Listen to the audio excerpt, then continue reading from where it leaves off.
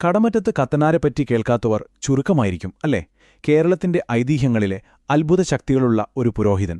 പക്ഷേ നമുക്കദ്ദേഹത്തിന്റെ കഥകളെ ഒരു പുരാതന സൈക്കോളജിസ്റ്റിന്റെ കണ്ണിലൂടെ ഒന്ന് നോക്കിയാലോ? ഒന്നാലോചിച്ചു നോക്കൂ. ഇന്നത്തെ പോലെ സൈക്കോളജിസ്റ്റുകളോ കൗൺസിലിങ്ങോ ഒന്നുമില്ലാത്തൊരു കാലം. ഏകദേശം 9-ാം നൂറ്റാണ്ടിലെ കേരളം. അന്ന് ഡിപ്രഷനും ആൻസൈറ്റിക്കുമൊക്കെ ആളുകൾ പറഞ്ഞിരുന്ന പേര് ബാധ എന്നായിരുന്നു. ഈ ഒരു ലോകത്തേക്കാണ് നമ്മൾ പോകുന്നത്. അപ്പോ ആരായിരുന്നു ശരിക്കും ഈ കത്തനാർ? നമ്മൾ കേൾക്കുന്ന പോലെ ഒരു മന്ത്രവാദിയാണോ, അതോ ഒരു പുണ്യാളനോ, അതോ ഒരുപക്ഷെ അന്നത്തെ കാലത്തെ ഒരു സൂപ്പർ സ്കിൽഡ് സൈക്കോ തെറാപ്പിസ്റ്റായിരുന്നോ? ഈയൊരു ചോദ്യത്തിന് ഉത്തരം കണ്ടെത്താനാണ് നമ്മളിന്ന് ശ്രമിക്കുന്നത്.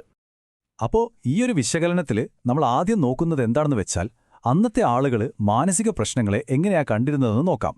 പിന്നെ കത്തനാരുടെ ചികിത്സാരീതികളും അതിലെ സൈക്കോളജിക്കൽ ട്രിക്കുകളും എന്തൊക്കെയാണെന്ന് കാണാം. അവസാനം ഇതിൽ നിന്നൊക്കെ നമുക്ക് ഇന്നത്തെ കാലത്ത് എന്തു പഠിക്കാനുണ്ടെന്നും ചർച്ച ചെയ്യാം. ഇന്നത്തെ പോലെ സൈക്കോളജിയൊന്നും ഇല്ലാതിരുന്ന കാലത്ത് ആളുകളുടെ മനസ്സിനുണ്ടാകുന്ന പ്രശ്നങ്ങളെ, അതായത് ടെൻഷൻ, വിഷാദം, ഇതിനെയൊക്കെ കണ്ടിരുന്നത് പുറത്തുനിന്നുള്ള ഒരു അറ്റാക്കായിട്ടാണ്. എന്നുവെച്ചാൽ പ്രശ്നം നമ്മുടെ ഉള്ളിലല്ല, പുറത്തുനിന്നുള്ള ഏതോ ഒരു ദുഷ്ടശക്തി, ഒരു പ്രേതബാധ, അല്ലെങ്കിൽ ആരുടെയെങ്കിലും ശാപം, അങ്ങനെയൊക്കെയാണ് സമൂഹം അതിനെ കണ്ടിരുന്നത്. പതിഞ്ഞ സംസാരം കേൾക്കുക, ഉറക്കത്തിൽ ദേഹം തളർന്നു പോകുക. ഇന്ന് നമ്മൾ ഇതിനെ ഒരുപക്ഷെ ആൻസൈറ്റി എന്നോ സ്ലീപ്പ് പാരാലിസിസ് എന്നൊക്കെ വിളിക്കും. പക്ഷെ അന്ന് ഇതൊക്കെ പ്രേതബാധയുടെ 100% ഉറപ്പുള്ള തെളിവുകളായിരുന്നു. സ്വാഭാവികമായും ഇത് ആളുകളുടെ പേടി 10 മടങ്ങ് കൂട്ടി. അപ്പോ പ്രശ്നം പുറത്തുനിന്നുള്ളൊരു ശക്തിയാണെങ്കിൽ അതിനെ നേരിടാനും എന്തെങ്കിലും ഫിസിക്കലായിട്ട് വേണ്ടേ? അതാണ് സംഗതി. ഒരു ബാധയെ പിടിച്ച് മരത്തിൽ തളയ്ക്കുകയെന്ന് പറയുമ്പോൾ അത് ആ മാനസിക സംഘർഷത്തെ പുറമേക്ക് കൊണ്ടുവന്ന് അതിനെ നിയന്ത്രിക്കാനുള്ള, അതിനെ തോൽപ്പിക്കാനുള്ള ഒരു ശ്രമം കൂടിയായിരുന്നു.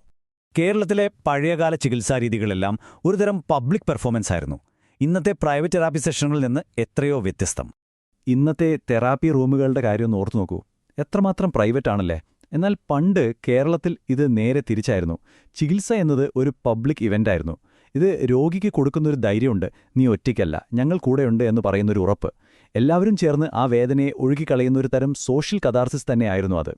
അതായത് രോഗിയുടെ ദുരിതം അയാളുടേത് മാത്രമല്ല, ആ കുടുംബത്തിന്റെയും സമൂഹത്തിന്റെയും മൊത്തം പ്രശ്നമായി മാറുന്നു. ആ ഒരു ആചാരത്തിലൂടെ ഒറ്റപ്പെട്ടുപോയി എന്ന് തോന്നുന്ന ആളെ സമൂഹം തന്നെ കൈപിടിച്ച് തിരികെ കൊണ്ടുവരുന്നു. ഇതായിരുന്നു ആ കമ്മ്യൂണിറ്റി ഹീലിംഗിന്റെ പവർ. ശരി, ഇനി നമുക്ക് കത്തനാറിലേക്ക് തന്നെ വരാം. ആളുകൾ അത്ഭുത ശക്തികളെന്ന് വിളിച്ചിരുന്ന അദ്ദേഹത്തിന്റെ കഴിവുകളെ നമുക്കിന്നത്തെ സൈക്കോളജിയുടെ കണ്ണിലൂടെ ഒന്ന് കീറിമുറിച്ചു പരിശോധിച്ചാലോ? അപ്പോ എന്താണ് ഈ മന്ത്രവാദി? അക്കാലത്ത് അതൊരു സ്പെഷ്യലിസ്റ്റ് കൗൺസിലറുടെ റോലായിരുന്നു എന്ന് പറയാം. ആളുകളുടെ മനസ്സിനെയും വിശ്വാസത്തെയും ഒരുപോലെ കൈകാര്യം ചെയ്യാൻ കഴിവുള്ള ഒരാൾ. അവരുടെ ഭൗതിക ലോകത്തിനും ആത്മീയ ലോകത്തിനും ഇടയിലുള്ള ഒരു പാലം തന്നെയായിരുന്നു ഈ മന്ത്രവാദികൾ. ഇതായിരുന്നു കത്തനാരിന്റെ സൈക്കോളജിക്കൽ ടൂൾകിറ്റ്. ആളുകളിൽ ഭയമോ ആരാധനയോ ഒക്കെ ഉണ്ടാക്കി അവരെ മാനസികമായി തന്റെ നിർദ്ദേശങ്ങൾ സ്വീകരിക്കാൻ പാകപ്പെടുത്തുന്നു. ഇതൊരു തരം ഹിപ്നോട്ടിക് സജഷൻ തന്നെയാണ്. പോരാത്തതിന് അവരുടെ സംസ്കാരത്തിനും വിശ്വാസത്തിനും ചേർന്ന ചിഹ്നങ്ങളും ഭാഷയും ഉപയോഗിക്കുമ്പോൾ ചികിത്സയ്ക്ക് ഇരട്ടി ഫലം കിട്ടും. അപ്പോൾ ഇതൊന്നും വെറും അന്ധവിശ്വാസമല്ല, അതിവിദഗ്ധമായി പ്രയോഗിക്കുന്ന സൈക്കോളജിക്കൽ ടെക്നിക്കുകളായിരുന്നു. ഈയൊരു ആശയം കേരളത്തിൽ മാത്രം ഉണ്ടായിരുന്ന ഒന്നല്ല കേട്ടോ. സോക്രട്ടീസിന്റെ ഈ വാക്കുകൾ നോക്കൂ. മാനസികമായ ചില പ്രത്യേക അവസ്ഥകളെ ദൈവീകമായ ഒന്നായി കാണുന്ന ചിന്ത ലോകത്ത് പല പുരാതന സംസ്കാരങ്ങളിലും ഉണ്ടായിരുന്നു. ഓക്കെ, അപ്പോൾ ഈ പഴയ കഥകളിൽ നിന്നൊക്കെ ഇന്നത്തെ കാലത്ത് ജീവിക്കുന്ന നമുക്ക് എന്താ പഠിക്കാനുള്ളത്? നിങ്ങളൊരു വിശ്വാസിയോ അവിശ്വാസിയോ ആയിക്കോട്ടെ, എല്ലാവർക്കും ഇതിൽ ചില പാഠങ്ങളുണ്ട്.